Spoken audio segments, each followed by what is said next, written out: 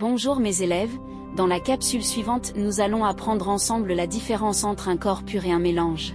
Commençons par la notion de corps pur. Un corps pur est formé d'un seul constituant. Au niveau microscopique, si on zoome, nous observons une seule espèce chimique. Un seul type de molécule. Exemple, l'eau déminéralisée est un corps pur car elle ne contient que des molécules d'eau. Un seul type de molécule, ainsi pour le sucre est un corps pur car il ne contient que des molécules de sucre. Voyons voir maintenant. Si on dissout le sucre dans l'eau au niveau microscopique, l'eau sucrée est constituée de deux types de molécules. Les molécules de sucre et celles de l'eau. Donc c'est pas un corps pur mais c'est un mélange. Intéressons-nous maintenant à la notion de mélange. Un mélange est un corps composé de plusieurs constituants différents.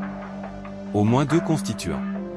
Au niveau microscopique, on peut observer au moins deux types de molécules ou d'atomes. Il existe deux types de mélanges.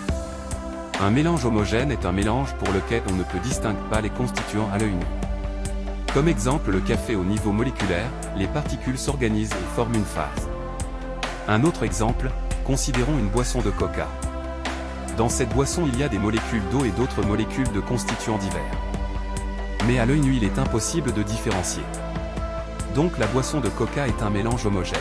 Mais si maintenant, dans un verre de l'eau, vous mettez de l'eau et l'huile, les deux constituants ne se mélangent pas.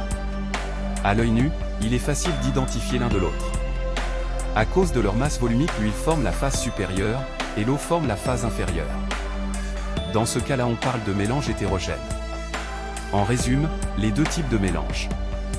Mélange homogène, on ne distingue pas les constituants à l'œil nu. Mélange hétérogène, on peut distinguer les constituants à l'œil nu.